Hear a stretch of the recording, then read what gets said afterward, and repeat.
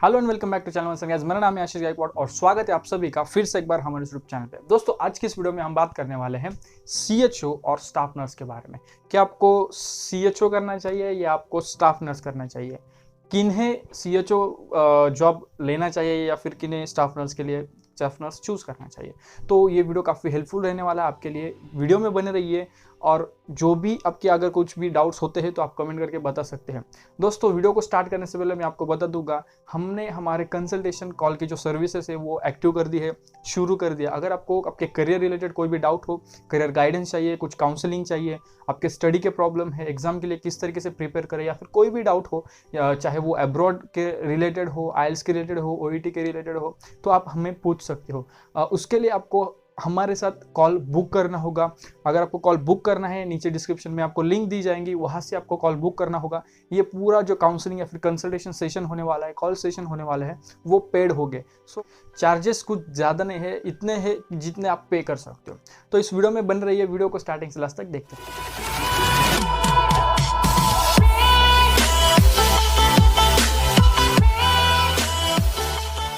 Welcome back to channel. तो इस video में हम बात कर रहे हैं सीएचओ वर्सेस स्टाफ नर्स या फिर नर्सिंग जॉब के बारे में।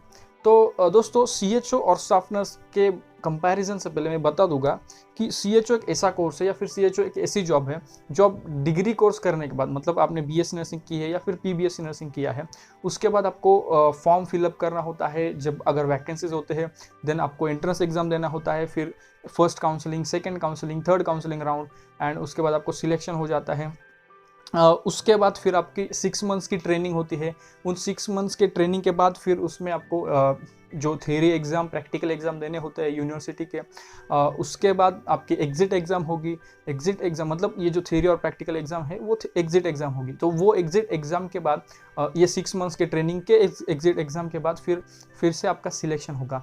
फिर एग्ज़िट एग्ज़ाम के बाद आपको आपका सब सेंटर है वो अलॉटमेंट आपको मिलेगा। तो ये 6 महीना और इस 6 मंथ्स में, इन 6 मंथ्स के इंटर्नशिप या फिर 6 मंथ्स के ट्रेनिंग में आपको स्टाइपेंड मिलता है। काफ़ी मैंने कुछ कमेंट पिछले जो सीएचओ सैलरी के बारे में या फिर सीएचओ के बारे में जो वीडियोस मैंने अभी तक बनाए हैं, उसमें कुछ कमेंट्स मुझे आए कि हमारे स्टेट में मतलब जिन्होंने कमेंट किया उनके स्टेट्स में 6 मंथ मतलब फ्री है, स्टाइपेंड वगैरह कुछ चीज़ें नहीं मिलती। तो ऐसी भी बात है। और दूसरी चीज़ ये है कि कुछ स्टेट्स में ये मिलता है, लेकिन ऐसा नहीं कि एक मंथ हुआ आपको मिल जाएगा, सेकेंड मंथ हुआ आपको मिल जाएगा। 2 महीनों में एक बार, या फिर कुछ ऐसे भी लोग मैं जानता हूँ जिनके 1 साल कंप्लीट होने के बाद अभी अभी थर्ड या ऐसे कुछ जो स्टाइपेंड है वो आए हैं। तो ये एक चीज़ है सीएचओ के बारे में। तो इस तरीके से सिलेक्शन होता है, then you work as a CHO. अब सीएचओ का काम क्या होता है? Community health officer. अगर आयुष्मान भारत के गाइडलाइंस देखे जाए तो कम्युनिटी हेल्थ ऑफिसर या फिर CHO is the head of sub centre. लेकिन जो हमारे जेडपी वाले लोग हैं, जिला परिषद वाले लोग हैं, जो हमारे एमओस है, जो टीएचओ है, वो ये नहीं समझते। काफ़ी कम लोग हैं जो समझते हैं, और समझते भी है तो उस तरीके से उन्हें ट्रीट नहीं करते। हिमाचल प्रदेश में हमारे एक सब्सक्राइबर है जिन्होंने मुझे ये चीज़ बताई थी कि उन्हें एज अ स्टाफ नर्स ही ट्रीट किया जाता है। ओके, जो पोस्ट के लिए हायर किया गया है उस चीज़ का उन्हें रिस्पेक्ट नहीं मिलता है। वहाँ पर यह कहा जाता है कि एएनएम नर्सेस की रिक्रूटमेंट नहीं होगी यहाँ इसके आगे, इसलिए तुमको यहाँ पर बुलाया गया है। ये चीज़ गलत है। एएनएम नर्सेस की रिक्रूटमेंट अलग होती है, एएनएम नर्सेस का काम अलग होता है। लेकिन जो सीएचओस होते हैं वो आइदर बीएएमएस हो गए या फिर बीएससी नर्सिंग हो गए।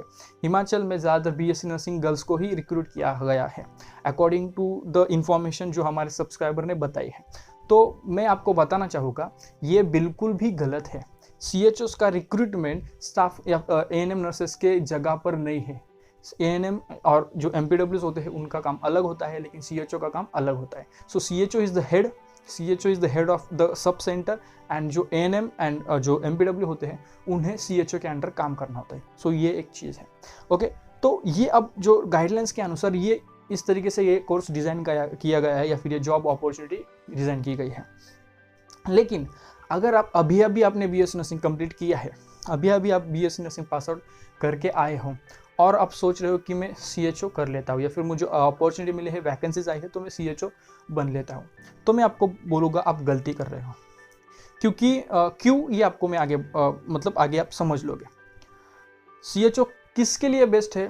अगर आप मैरिड हो, अगर आपकी एज 30+ है, बच्चे हैं, फैमिली है, और जो जॉब है वो आपके घर के या फिर आपके डिस्ट्रिक्ट के, मतलब आपके ही डिस्ट्रिक्ट में आपको जॉब मिल रही है, या फिर आप आपके फैमिली के साथ जहाँ पर आपको जॉब मिली है दूसरे डिस्ट्रिक्ट हो, वहाँ उस डिस्ट्रिक्ट में आप सेटल हो सकते हो। सेटल होने के ये आपका पॉइंट ऑफ व्यू है, उस तरीके से आप जॉब को देखते हो तो आप कर सकते हो। स्पेशली अगर आप BAMS आपने किया है, उसके बाद आप, मैं कहूँगा आप फ्रेशर हो या फिर फ्रेशर ना भी हो, BAMS फ्रेशर नहीं, बट अगर आप BAMS हो तो आप डेफिनेटली आप चूज़ करिए CHO। लेकिन BSc नर्सिंग स्टूडेंट्स में आपको बोलूँगा, अगर आप फ्रेशर हो तो आपको जो आपके सामने जो अपॉर्चुनिटीज़ आने वाले हैं, आप मतलब CHO क्या है कि आपको यहीं पर रख देता है।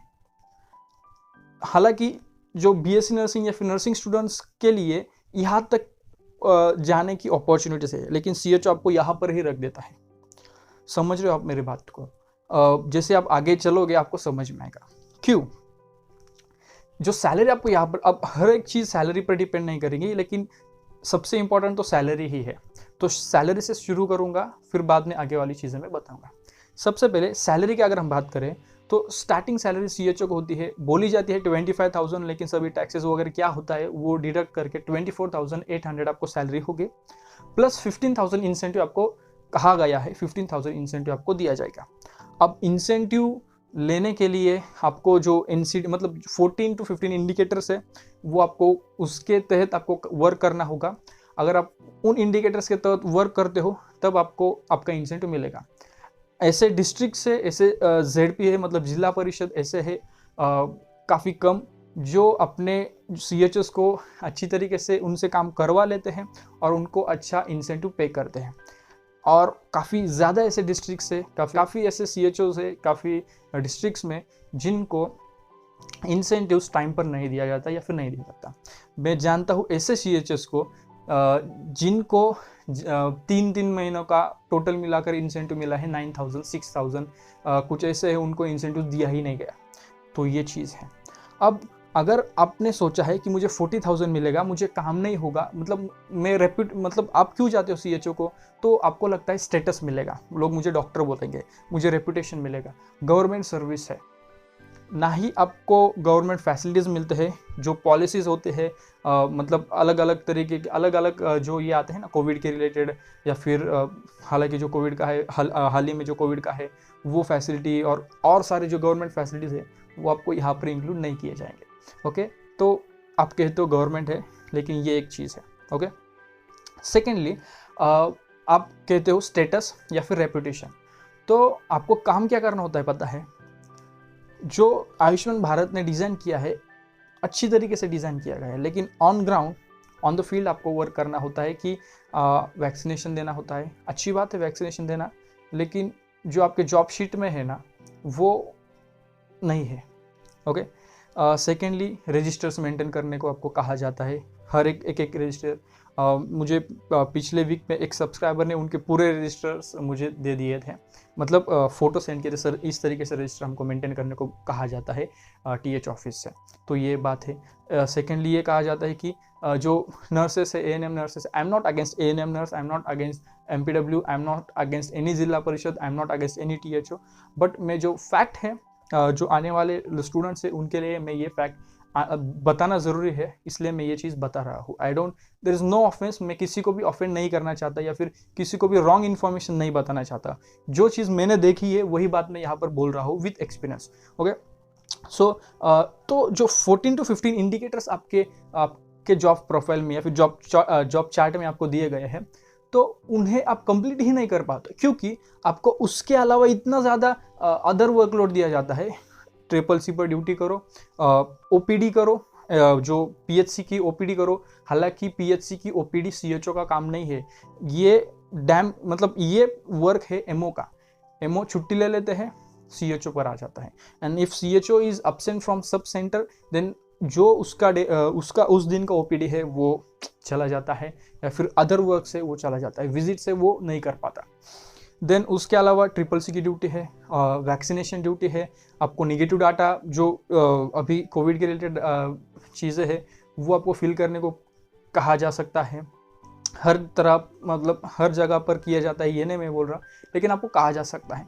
तो ऐसी चीज़ है, ऐसे काम है जो आपके जॉब प्रोफाइल में है ही नहीं, जो आपको करने पड़ेंगे या फिर करने पड़ सकते हैं, जिसके कारण आपके जॉब प्रोफाइल में जिसके बेसिस पर आपको 15,000 25 प्लस 15,000 एक्स्ट्रा इंसेंटिव मिलने वाला था, जिसके बेसिस पर आपने सोचा कि मुझे 40,000 सैलरी मिलेगी, वेल सेट होगा, तो वो नहीं होता। क्यों? क्योंकि जो चीज़ें आपको करनी है वो आप कर ही नहीं पाते हो। एक्स्ट्रा जो आपके काम ही नहीं है वो काम करते, मतलब वो काम आपको करना पड़ता है, उसके चलते आप आपका टारगेट कंप्लीट नहीं कर पाते हो। सो 25,000 में चलना, अगर कंपेयर करें स्टाफ नर्स का, 1-2 साल का अगर आपके पास एक्सपीरियंस भी रहा तो अच्छे मल्टी स्पेशलिटी हॉस्पिटल में 25 to 30,000 तक की सैलरी मिलती है। अब आप कहोगे स्टार्टिंग 18,000 अब 30,000 कहाँ बोल रहे हैं।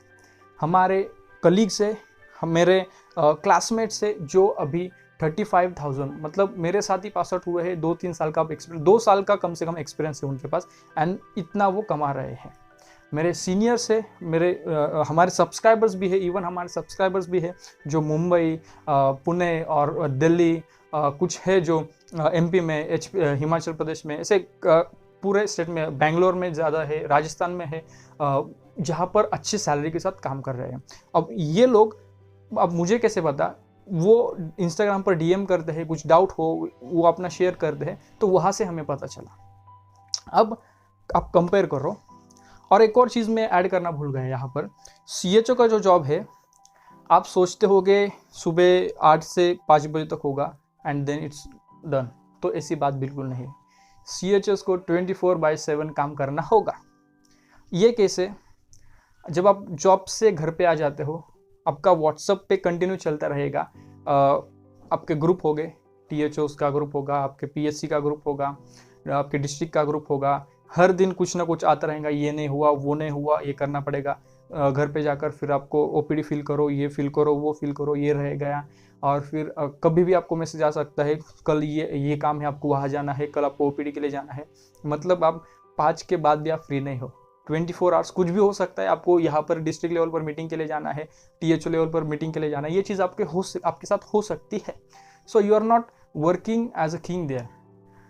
आपको बस वो चीज़, मतलब इस तरीके से वो प्लेट आपके लिए ये करके रखी गई है कि आपको लगता है कि यार ओके, बट असलियत ये है। अब इसके कंपैरिजन में हम देखें स्टाफ नर्स, तो स्टाफ नर्सिंग का जॉब होता है, अगर नाइट ड्यूटी है तो 12 आवर्स, लेकिन अगर डे ड्यूटी है, अगर मॉर्निंग है 8 आवर्स। 8 आवर्स ड्यूटी करने के बाद जो हुआ वहीं पे ख़त्म। 8 आवर्स के बाद अगर आपने 4 बजे आपकी ड्यूटी ख़त्म हो गई, शाम के 4 बजे के बाद जो हुआ वो वहीं पर रहेगा। उसके बाद आपको कोई पूछने नहीं वाला कि अगर एक बार आपने ओवर दे दी, ओवर ख़त्म, फिर आपके बैक टू योर रूटीन। आप आपके फैमिली के साथ टाइम स्पेंड कर सकते हो, आप कहीं बाहर जा सकते हो, सभी चीज़ें हैं। सीएचओस को हालांकि गवर्नमेंट हॉलीडेज मिलते हैं, गवर्नमेंट वेकेशंस मिलते हैं। एक और चीज़ है कि मेडिकल लीव्स है जो केवल 7 ही है, जितना मैं जानता हूँ। और टोटल मिला के ऐसे 14 ही कुछ छुट्टियाँ है जो सीएचओस ले सकते हैं, जो जिस वेकेशन या फिर जिस हॉलीडे पर, जिस छुट्टी पे, जिस लीव पे आपका पेमेंट नहीं कट किया जाएगा। यहाँ पर भी इसी तरीके से स्टाफ नर्स पे भी, स्टाफ नर्सिंग में भी कुछ इसी तरीके का क्राइटेरिया है। डे ऑफ होता है, नाइट ऑफ होता है, इस तरीके से चीज़ें होते हैं। मतलब यहाँ पर सिर्फ आप 8 घंटे ही आप काम पर रहते हो। 8 घंटों के बाद, 8 आवर्स के बाद आपको कोई टेंशन नहीं रहता है कि मुझे ये पेशेंट आया, मुझे जाना पड़ेगा, ये होगा, वो होगा, यहाँ पर ये हुआ, वहाँ पर ये हुआ, ऐसी बिल्कुल बात नहीं है। लेकिन सीएचओ को कंटिन्यू वो चीज़ रहती है। मतलब कभी किसका कॉल आ जाए, हेमो का कॉल आ गया, यहाँ पर ये हुआ, चलो। आपके सब सेंटर के गांव में से किसी को कॉल आ गया, यहाँ पर ये होगा, चलो। ये एक कंपैरिजन है, रियलिटी फैक्चुअल कंपैरिजन में बता रहा हूँ। सेकेंड थिंग, अब सीएचओ के ऊपर आप क्या कर सकते हो। अभी तक ऐसे स्टेट्स है जो मतलब जिनको सीएचओ लेकर, मतलब ये जो वैकेंसीज है आकर काफ़ी साल हो गए हैं, वहाँ पर अभी तक कुछ सीएचओ के आगे कुछ चला नहीं है। स्टाफ नर्स के बाद जैसे आप एक्सपीरियंस आपका बढ़ता रहता है, सैलरी आपकी बढ़ती रहती है विथ एक्सपीरियंस। जो भी गवर्नमेंट की जो भी चीज़ें आएंगे वो बढ़ते रहेंगे। अगर आप गवर्नमेंट में हो, प्राइवेट में भी अगर विथ एक्सपीरियंस आपकी सैलरी बढ़ती है। सीएचओ में आप 1 साल हो वही सैलरी, 2 साल 3 साल वही सैलरी, नो इंक्रीमेंट, क्योंकि आप कॉन्ट्रैक्चुअल बेसिस पर हो। तो मुझे आपको ये बताना है, अगर आप फ्रेशर हो, आपका जैसे मैंने स्टार्टिंग में बताया, आपको CHO आपको यहीं पर रख देता है, लेकिन आपका एबिलिटी यहाँ पर होती है और स्टाफ नर्स आपको यहाँ पर ले जा सकता है, स्टाफ नर्सिंग। अगर आप स्टाफ नर्सिंग में जाते हो या फिर अगर आप गवर्नमेंट जॉब लेते हो या फिर आप कई सारी चीज़ें हैं जो आप कर सकते हो, कई सारे स्कोप्स है नर्सिंग में, जो अगर आप नर्सिंग में रहते हो तो वो आप अकम्प्लिश कर सकते हो, वो आप ले सकते हो और आपका करियर में काफ़ी अच्छी चीज़ें कर सकते हो। जिसको CHO दबा देगा या फिर जिसको CHO मतलब आपको आलसी बनाएगा सबसे पहले तो, second cheese frustration, lot of frustration, और काफ़ी कुछ चीज़ें हैं जो मैं कई मतलब अगर आपको जानना है तो आप मुझसे बात कर सकते हो इंस्टाग्राम पर। मैं आपको वो सभी चीज़ें वहाँ पर एक्सप्लेन कर दूंगा। कुछ चीज़ें होती है जो यहाँ पर हम नहीं शेयर कर सकते, लेकिन जो भी मैंने अभी तक इस वीडियो में बात की है, दिल से बात की है, विद एक्सपीरियंस बात की है, एंड ये आपको डेफिनेटली हेल्प करेगा। So if you are a fresher, CHO को मत चूज़ करिए, क्लिनिकल एक्सपीरियंस लीजिए 1 साल का, 2 साल का, उसके बाद कहीं ना कहीं गवर्नमेंट के वैकेंसीज आएंगे, उस पर अप्लाई करिए, उस पर ट्राई करिए। अगर आप 2-3 साल का एक्सपीरियंस आपने लिया है तब जाकर आप CHO को अप्लाई करते हो, ठीक है, मतलब इन 2-3 साल में आप खुद को सेटल कर लेते हो या फिर वो आपके पास बैलेंस होता है। एक तो CHO में 6 महीना आपको ऑलरेडी ऐसे ही आपके पास जॉब नहीं होती है, 6 मंथ्स आपको स्टडी करना होता है एंड वहाँ पर इनकम नहीं होता है। उसके बाद फिर से अब जॉब में पेमेंट का जो इश्यू होता है, हर जगह जितने भी जहाँ से भी CHOs मेरे साथ कनेक्टेड है, मुझे उनसे इंस्टाग्राम पर मुझे DM करते हैं, हर जगह एक भी ऐसा CHO नहीं जिसने मुझसे बात की, ऐसा एक भी नहीं मिला जिसने कहा कि हमारे पेमेंट टाइम पर होते हैं। कमेंट बॉक्स में मतलब ऐसे कुछ लोग हैं जिन्होंने कहा कि हमारे तो होते हैं पेमेंट या फिर ऐसा वैसा, लेकिन मैक्सिमम ऐसे CHOs रहे जिन्होंने कहा कि पेमेंट इश्यू है। तो ये चीज़ है। सो मेरा ये वीडियो स्पेशली फ्रेशर्स के लिए बना रहा हूँ। अगर आपको अच्छा करियर बनाना है, करियर मतलब वही का वही नहीं रहना, करियर इन द सेंस कि आपको ग्रोथ चाहिए। अगर आपके लाइफ में ग्रोथ है, दैट इज़ अ करियर। अगर आप जहाँ हो वहीं पर आपको रहना है, that is not a career. आप खुद को सप्रेस मत करिए। जो अपॉर्चुनिटीज़ आपके सामने है, खुल के पूरा समुंदर आपके सामने जो नर्सिंग फील्ड आपके पास लेके आता है, अगर आप यहाँ पर गए तो शायद वो चीज़ आप एक्सप्लोर नहीं कर पाओगे।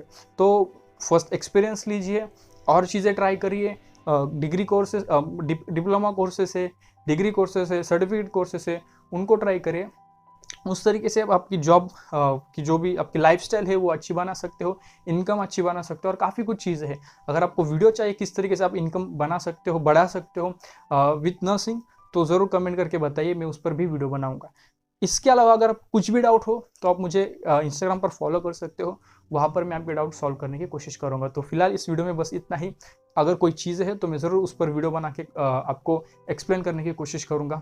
उम्मीद करता हूँ आपको वीडियो पसंद आया हो। वीडियो ज़्यादा से ज़्यादा शेयर करिए, जितने ज़्यादा तक आप लोगों तक शेयर कर सकते हो, उतने ज़्यादा लोगों तक आप वीडियो शेयर करने की कोशिश करें। मिलते हैं किसी और वीडियो में किसी और टॉपिक के साथ, तब तक के लिए शालोम, शांति और सलाम। Hold me close till I get up. Time is barely on our side.